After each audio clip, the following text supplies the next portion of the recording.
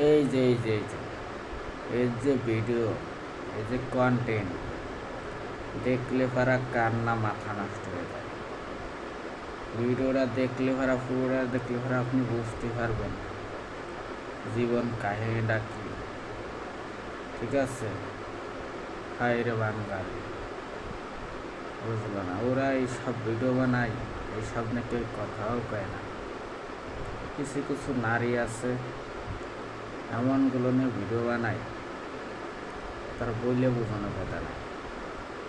মানে বেদি গেছি অবস্থার ভাই।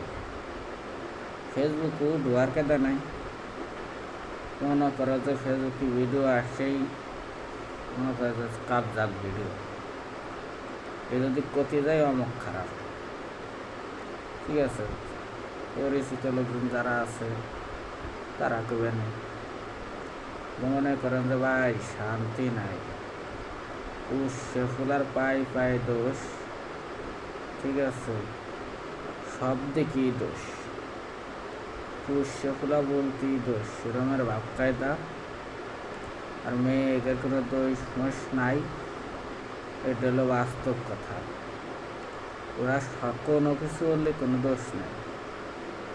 আর ফুল আগের 19-20 হলেই দোষ।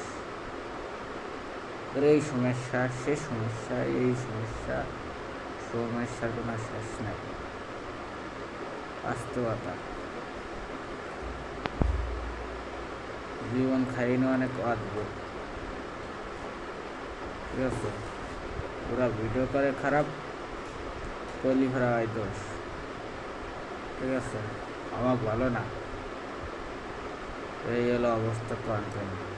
মায়ে মানুষ হলি ভরাই ভিউ আরে, ফুলারা যা তো ভিডিও ছাড়ো কাজ হয় না। এটা হলো জীবনতা চলতেছে, অদ্ভুত একটা কাস্টমার জীবন, বাস্তবতা চলতেছে। ইন্ডিয়ার কন্টেন্টগুলো মনে করেন যে বেখাউজ বেশি, বাংলাদেশেও আছে কম, বিদেশে যারা আছে ওগুলো বেশি।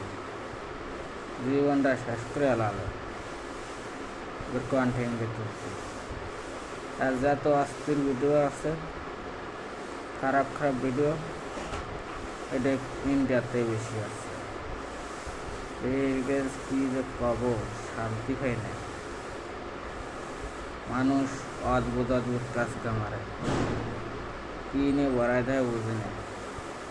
আজ আছে কাল নাই, এত বড়াই দেখে লাভ আছে?